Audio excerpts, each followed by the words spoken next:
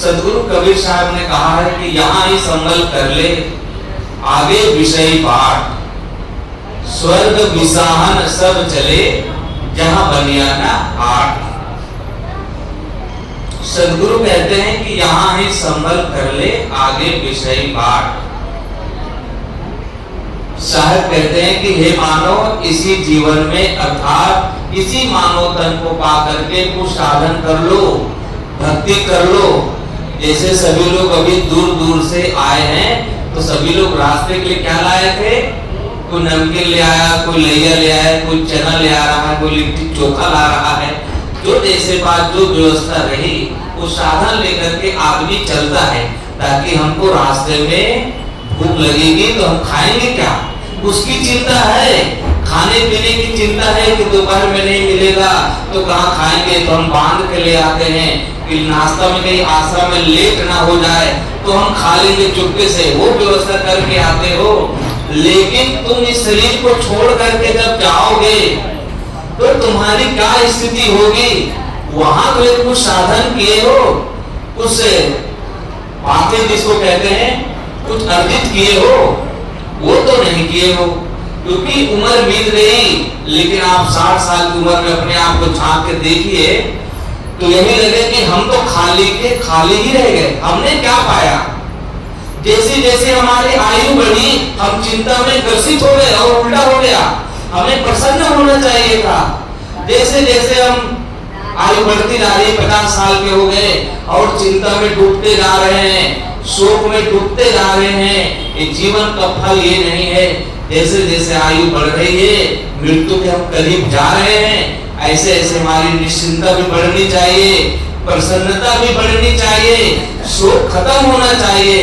लेकिन हम उल्टा इस संसार में फंस रहे हैं। और जितना हम फंसेंगे तो समझ लो जैसे आए थे वैसे चले जाओगे, कोई लाभ नहीं होगा। तो सोचना पड़ेगा कि मनुष्य शरीर मिलेगा कि नहीं मिलेगा। सोचना कभी जब 18 घंटे काम करते हैं, 20 घंटे काम करते हैं, किसके लिए काम करते हैं? पत्नी के लिए काम करते हैं, पति के लिए काम करते हैं, बेटे के लिए काम करते हैं, बच्चों के लिए काम करते हैं। अपने लिए कुछ करते ही नहीं। हम सारा समय उनके लिए देते हैं। कभी अपने लिए भी आधा घंटे का टाइम निकाल लो, कभी 1 घंटा अपने लिए टाइम निकाल लो, ध्यान कर लो, स्वाध्याय कर लो। लेकिन वो कहते हैं महाराज साहब जी अभी तो टाइम ही नहीं है। किसके लिए टाइम है? परिवार को, बच्चे को ट्यूशन भेजने के लिए टाइम है, कोई शादी हुई वहां जाने के लिए टाइम है, और फैशन करने की टाइम है। क्योंकि कहा गया है ना कि हम लोग यहाँ परमानेंट रहने नहीं आए हैं। तो यहाँ ही संभल कर ले आगे विषय बात। आगे जो पशु पक्षी की कहानी है वहाँ विषयों का मार्ग है, वो भोग भूमिका है, वहाँ कर्म भूमिका नहीं है। ये मनुष्य जीवन ही कर्म भूमिका है और भोग भूमिका है। यहाँ आप अच्छे कर्म करके अपने आप को साफ करके मन इंद्रियों को वश में करके अपने स्वरूप बोध प्राप्त करके सदगुरु के शरण में रह करके परम धाम मोक्ष गति को प्राप्त कर सकते हो। अगर संसार में फंस गए तो कोई प्राप्त नहीं होगा और छूट जाएगा। और हम लोग यहाँ न समझे कि परमानेंट रहने वाले हैं। एक भजन है, तेल चमेली चंदन साबुन चाहे लगा लो सेंट, जगत में कोई न परमानेंट, जगत में कोई न परमानेंट। तेल चमेली चंदन साबुन, तेल चमेली चंदन साबुन चाहे लगा लो सेंट, जगत में कोई न परमानेंट, जगत में कोई न परमानेंट। राष्ट्रपति हो या जनरल कर्नल या हो लेफ्टिनेंट रे भैया, या हो लेफ्टिनेंट। राष्ट्रपति हो या जनरल कर्नल या हो लेफ्टिनेंट रे भैया, या ओले पीले, ये काल सभी को खा जाएगा, ये काल सभी को खा जाएगा। लेडीज हो या जेंट्स, जगत में कोई न परमानेंट, जगत में कोई न परमानेंट। यहाँ मालिक बनकर के मतलब है ना, इस संसार में आए हो तो समझना में यात्री है, जाना है। ये कभी सोचा है मृत्यु के बाद और मृत्यु के पहले तुम्हारी जो दशा क्या थी और क्या होने वाली है, इस पर जरा विचार करना। कि मनुष्य जीवन इसलिए मिला है, भक्ति का फल यही है। भक्ति करते करते हमारे अंदर ज्ञान पैदा हो जाए, वैराग्य उत्पन्न हो जाए और अपना स्वरूप बोध स्थिति मिल जाए, तो समझ लेना हमको भक्ति का फल मिल गया। लेकिन आजकल तो भक्ति ऐसे करते हैं, यहाँ गुरु जी ने कंठी माला दिया और घर में जाके खूंटी को गुरु बनवा देता है, खुद बना लेता है। अब कहते गुरु तो घर में कहे थे यहाँ थोड़ा बीड़ी पी लो, आश्रम में मना तो बाहर जाके पी लेते हैं। और आश्रम पर आओ तो सेवा करो। यहाँ हम लोग सब अगर दामाद बन के बैठ जाएंगे तो सेवा कौन करेगा? ये आश्रम धरोहर होती है, आने वाली पीढ़ी के लिए धरोहर होती है। जिस प्रकार हम घर में रहते हैं तो कहते हैं हमारा बाबू खाएगा, फिर बच्चा बच्चा बच्चा बच्चा, उनके लिए हम पूरा व्यवस्था बना करके जाते हैं। ऐसे ही आश्रम में आने वाली जो हमारी पीढ़ी है, बच्चों को जो संस्कार मिलेगा, जो शिक्षा दीक्षा मिलेगी, ये आश्रम के द्वारा होगा। तो यहाँ हमको तन मन धन से अधिक सेवा करनी चाहिए। हम अगर आए तो इतना जो खाते हैं उसको दे करके जाओ, ये नहीं कि 3 दिन के 10 रुपए देके जा रहे हो, आश्रम तो बर्बाद जाएगा। दान देना चाहिए। दारिद्र्यनाशनम दानम शीलम दुर्गतिनाशनम अज्ञाननाशे प्रज्ञा भावना भयनाशे। सभी कहते हैं कि दान देने से धन बढ़ता है, और वेद के ऋषि भी कहते हैं कि श्रद्धा से दो, नहीं श्रद्धा है तो भी दो, लेकिन प्रभाव से दो, लेकिन दान तो दो। लेकिन दान देने में बहुत कंजूस हो जाते हैं। और ब्यूटी पार्लर में जाना हो तो 500 5,000 लो, दे लो और कर दो, हमें ब्यूटी पार्लर में ठीक ठाक बना दो। जो सुंदरता स्थिर रहने वाली नहीं है वहां 5,000 देते हैं, और जहां हमारे जीवन सुंदर बनने वाला है वहां हम सोचते कि 10 रुपए में हम काम चला ले। आश्रम संस्था जो होती है ये सब भक्तों के द्वारा चलती है, तो सभी का कर्तव्य बनता है कि आए हैं तो सेवा करें। कोई अमनिया में जुड़ जाए, जलपान बनाने में जुड़ जाए, जलपान करने देने में जुड़ जाए। कहीं पर कुछ सामान रखा है उसको भी झाड़ू लगा दो। कि बस सोचे कि तो गुरु जी का आश्रम पर आए, हमें क्या करना है, हम तो यहाँ सिर्फ टहलने के लिए आए हैं। हम तो 2-2 दिन में आए हैं तो सिर्फ सोचते हैं कि पूरा बनारस काशी विश्वनाथ दर्शन कर लेंगे और साहब जी का रुकने का हम मिल जाएगा और 2 टाइम भोजन मिल जाएगा। लेकिन सोचना चाहिए इस स्थान पर आए हो जहाँ सोए हो, गद्दा को झाड़ देना, थोड़ा थोड़ा काम करोगे पता ही नहीं चलेगा। 10 मिनट में आश्रम की सफाई हो जाएगी, बाथरूमों की सफाई हो जाएगी। कोई आश्रम आने के बाद कोई बड़ा छोटा नहीं रहता है, नया पुराना नहीं रहता है। इसलिए खुले मन से दान करना चाहिए।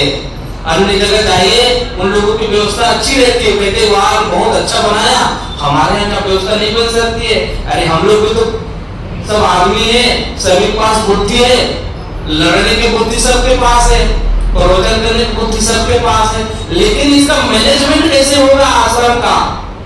कि गुरुजी तो कहीं दान पात्र भी नहीं रखे, अन्य जगह तो चलकर दान पात्र रखा रहता है, एक भंडारा के लिए, गौशाला के लिए, वृद्धों के लिए, जवानों के लिए, बुड्ढों के लिए, और ये है साधु संतों के लिए। यहाँ नहीं है।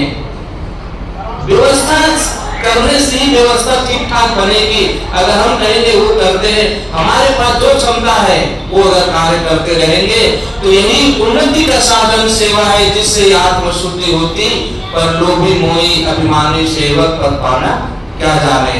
तो सेवा करते रहे तो गुरु यहाँ ही संबल कर ले, आगे विषय बात स्वर्ग विसाहन सब चले जहाँ बनिया नहार। सदगुरु कहते हैं इसी मानव शरीर में जब तक शरीर में दम है, ऊर्जा है, शक्ति है, तब तक भक्ति कर लेना। अगर शक्ति चली जाएगी तो तुम कहोगे बुढ़ापे में हम भक्ति करेंगे, न वह भक्ति काम कर पाओगे, न कुछ दान पुण्य कर पाओगे, न सत्संग सुन पाओगे। इसलिए जवानी में जो कुछ करना, जवानी में हम आर्मी में जाते हैं, सीए बनते हैं, इंजीनियर बनते हैं, डॉक्टर बनते हैं, पुलिस में भर्ती होते हैं, तो भक्ति भी जवानी में करो। जवानी में करेंगे तो यहाँ ही संकल्प कर ले, आगे पिछली बार साहब कहते हैं कि ये जो जीवन है, इसी जीवन में आप भक्ति साधना करके, कुछ दान पुण्य करके इकट्ठा कर लो, अर्जित कर लो। आगे जो शरीर मिलने वाला है पशु पक्षी का, वहां कुछ नहीं कर पाओगे, कुछ सुन नहीं पाओगे, वो भूमिका है। अब ये जो हम कल्पना करते हैं कि ऊपर में स्वर्ग और नर्क होगा, ये झूठी बात है। न ऊपर कोई स्वर्ग है, न नीचे कोई नर्क है। अच्छा कर्म करते हो, प्रेम से बातचीत करते हो, तो समझ लो तुम घर में रह रहे हो, वही घर स्वर्ग बन जाता है। और जिस समय तुम घर में लड़ाई झगड़ा करते हो, ईर्ष्या राग द्वेष से भरा रहते हो, उस समय समझो घर में आप नरक में हो। आपके घर का वाइब्रेशन, नकारात्मक विचारधारा, वो सभी प्राणियों को प्रभावित करता है। इसलिए पॉजिटिव है, अपने जो थिंकिंग है, विचार है, उसको सकारात्मक रखें। तो समझ लीजिए आप स्वयं स्वर्ग में रह रहे हैं। बाहर वहां कोई न बनिया बैठा है, जैसे हम तो बनिया बैठे हैं मार्केट लगाकर, वहां तो सामान मिल रहा है, लेकिन कहो कि स्वर्ग में कोई बनिया बैठा होगा जो आपको सोने का कंबल बांट रहा होगा, सोने चांदी के बर्तन आ रहे होंगे, वहां जो भी खाओगे हजम हो जाएगा, बाथरूम जाना नहीं पड़ेगा। ऐसी ऐसी फालतू कल्पनाओं में मत पड़ना। ये इसी जीवन में जो कुछ है, यही पर स्वर्ग नर्क है। आप घर में पत्नी पति, भाई भाई, ये गाना गाते हैं ना कि दर्द दिलों के कम हो जाते, सास बहू घर एक हो जाते। दर्द दिलों के कम हो जाते, भाई भाई घर एक हो जाते।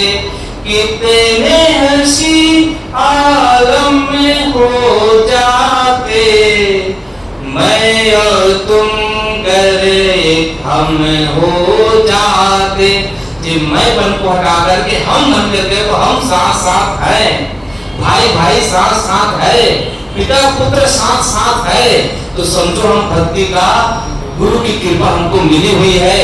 हम भाई भाई लड़ रहे हैं, भाई से मुकदमा जीतते हैं, तो हम अखंड रामायण कराते हैं कि भाई मुकदमा जीत गया, भाई से जो 10 साल चल रहा था जीत गया, आज अखंड रामायण हम कराते हैं। वो रामायण काहे करा रहे हो, तो खंड खंड भाई का कर दिए, तुमको तो महाभारत करानी चाहिए, लेकिन वो जीतने की खुशी में रामायण कराते हैं। बड़ा आश्चर्य होता है।